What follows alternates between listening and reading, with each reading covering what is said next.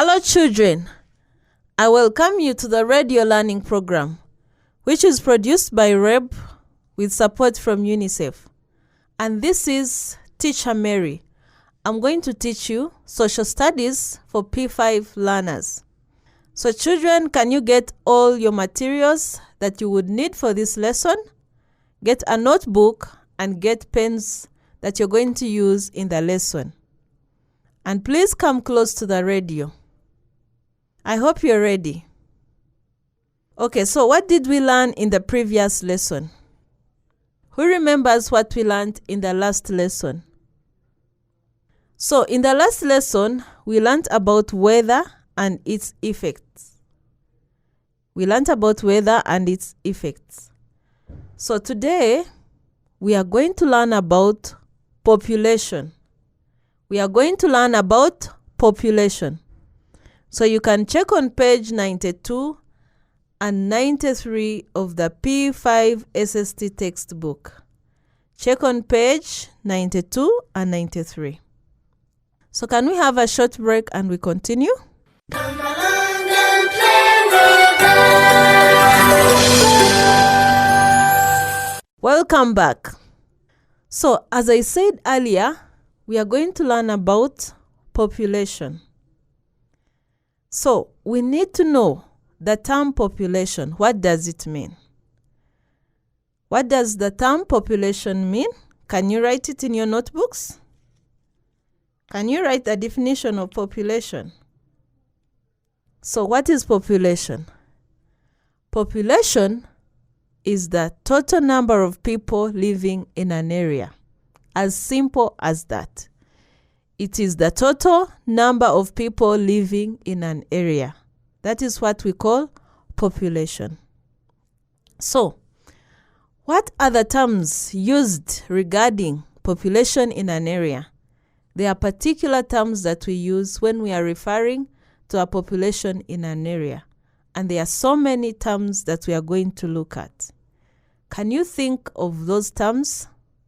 For example, if people are so many in an area, what kind of population is that? Or if people are very few in an area, how can we term that population? Or when we are carrying out, when they are counting people, what is that term? Or in case people are all spread in an area, what is that term that we use? So we are going to look at those particular terms that we use that regard to population. And remember we said population is the total number of people living in an area. So let us look at one particular term, which is called the dense population. What is dense population? Can you think of what dense population is? What is it, children? Okay. So this is what it is. This is when there are many people living in an area. So whenever there are so many people living in an area, we will always call that a dense population because there are so many in an area. And another term we use, sparse population. Sparse population is the opposite of dense population. So you can guess what it is. This is when there are few people living in an area. Sparse population, it is when there are few people living in an area. So another term we use is population census. What is population census? This is the counting of people living in an area. Population census is the counting of people living in an area. Another one which is for population density. Population density is the total number of people living in an area per square kilometer. Population density is the number of people living in an area per square kilometer. What about population distribution? Population distribution, this is the way people are spread in an area. In other words, how people are distributed in an area. So that is population distribution. What about population explosion? Population explosion.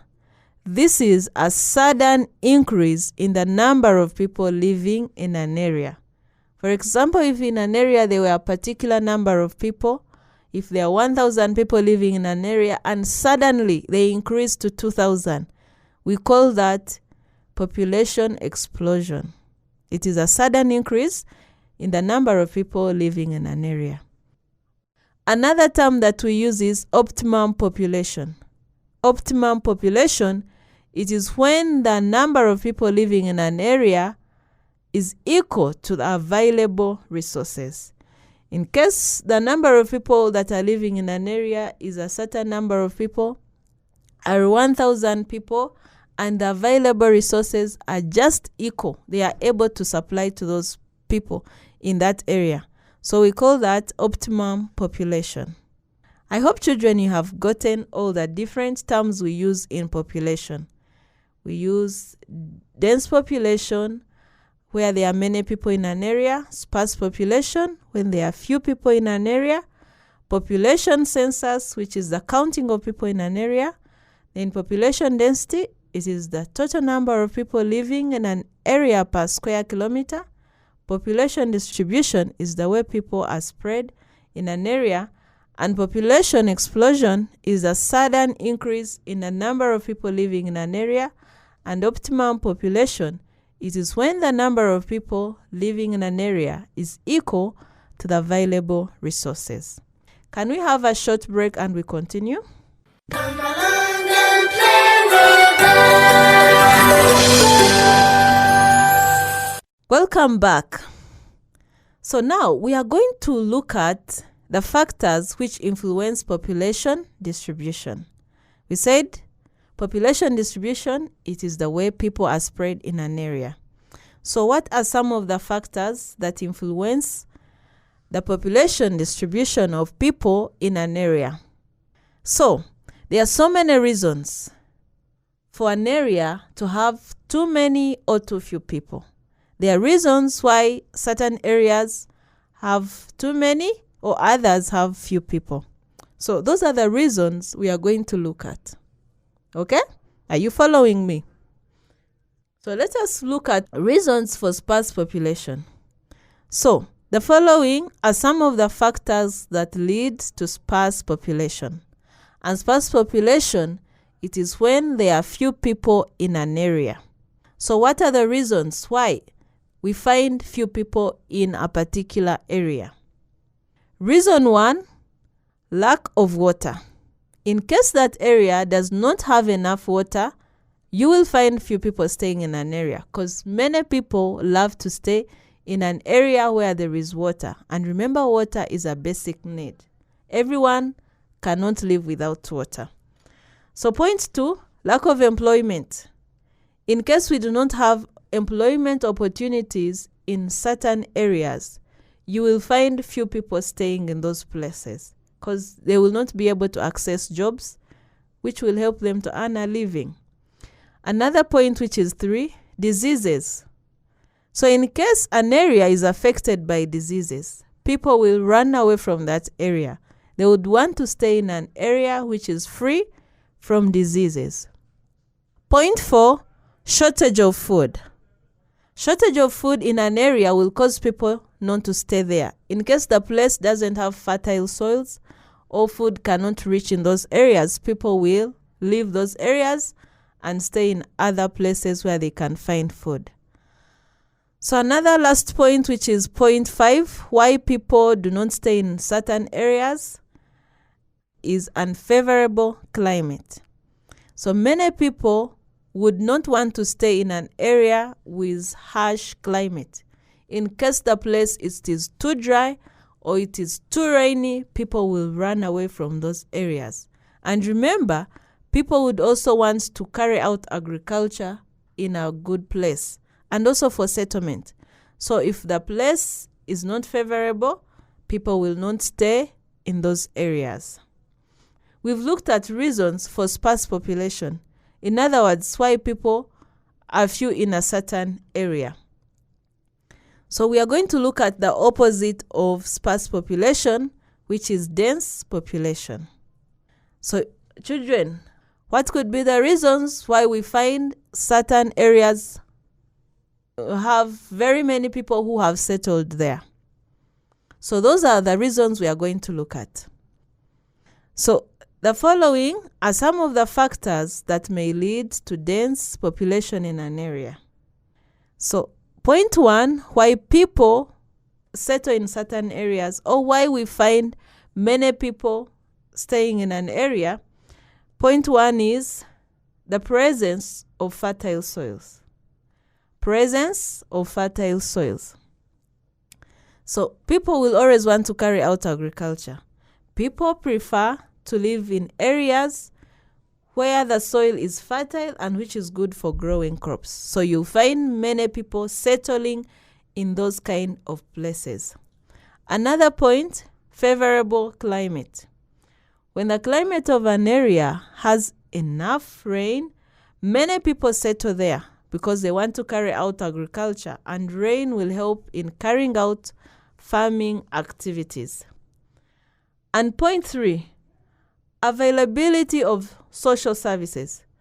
People prefer to settle in areas with good roads, good hospitals, schools, and banks where they can easily access better social services. So you find people settling in those kind of places.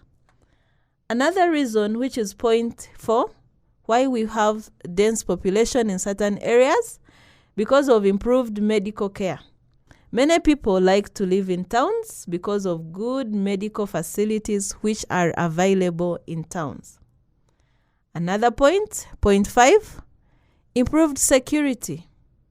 You need to know that many people like to live in areas with good security.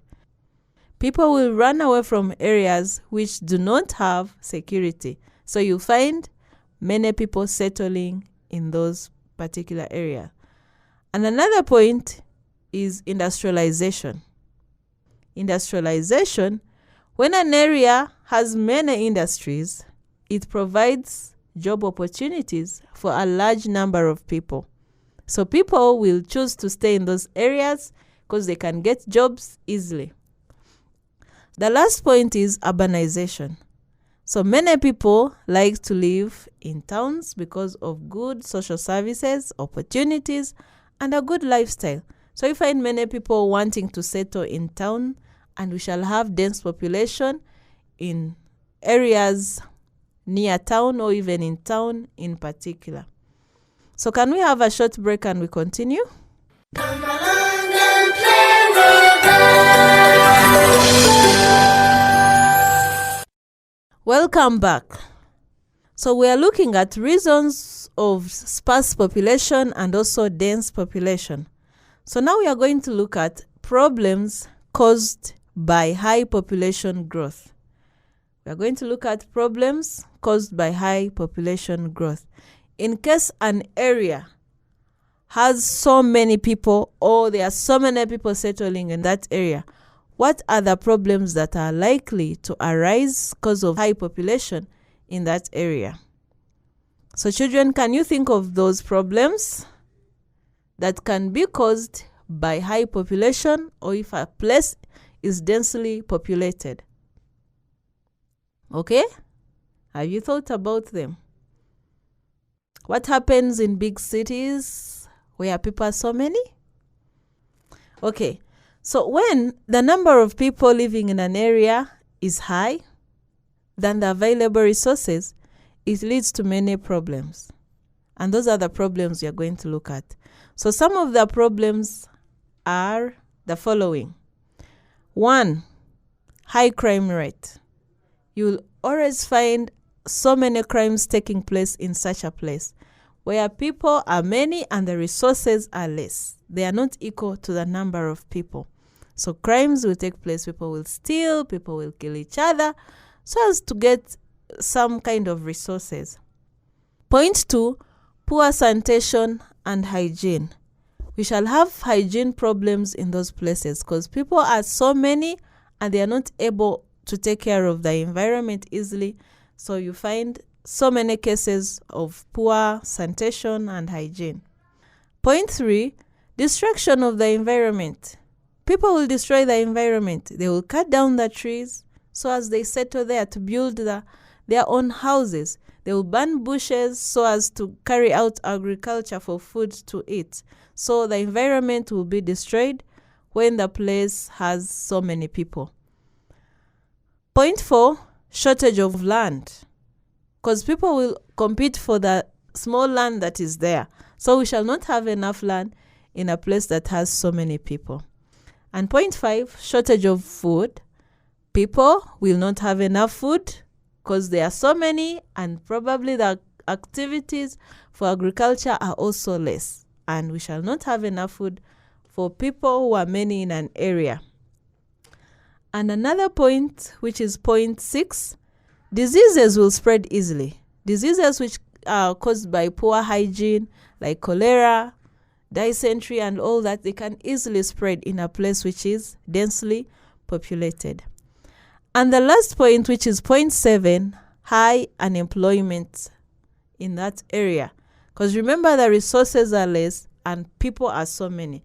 So we shall have high levels of unemployment in that area, and we shall have people who are idle, who don't have what to do, and it will end up resulting into high crime rate because people want to survive and yet they are not employed.